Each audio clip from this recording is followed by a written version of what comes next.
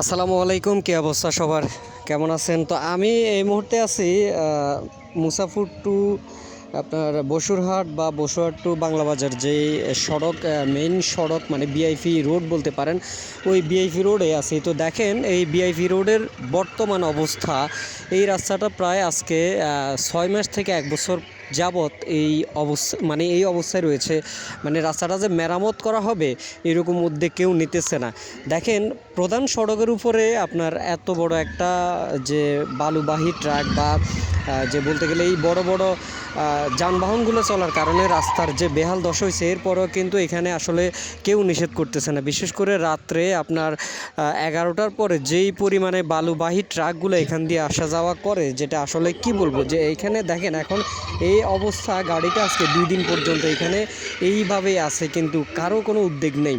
এখন আমার প্রশ্ন হয়েছে যে এখানে আসলে যে দায়িত্বরত যারা আছেন তারা আসলে কি করতেছে। তাছাড়া এখানে আমাদের মুসাফুরের যে এমপি মন্ত্রী অনেকেই তো আছে, অনেক সময় শুনি যে এই কোম্পানিগঞ্জে নেতার কোনো অভাব নাই, কিন্তু এই নেতাদের ভিড়ে আসলে রাস্তাগুলোর এই অবস্থা কেন?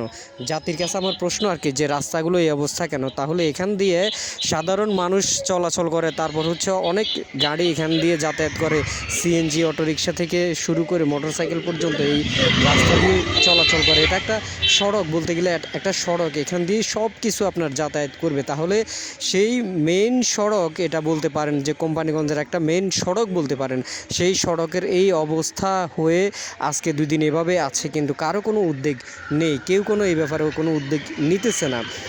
তাহলে এইভাবেই এখন বর্তমানে চলতেছে। মানে সাধারণ মানুষরা আসলে কতটা যে কষ্টে তারা আসলে এই রাস্তা দিয়ে চলাফেরা করতেছে, কতটা কষ্ট করতেছে সাধারণ মানুষ একটা মোটরসাইকেল নিয়ে এখানে দিয়ে আসা যাওয়া করতে কতটা সমস্যা হইতেছে, একটা সিএনজি এখান দিয়ে আসা যাওয়ার সময় কতটা কষ্ট হইতেছে, এটা আসলে যারা এই সড়ক দিয়ে চলাচল করে তারাই বলতে পারবে।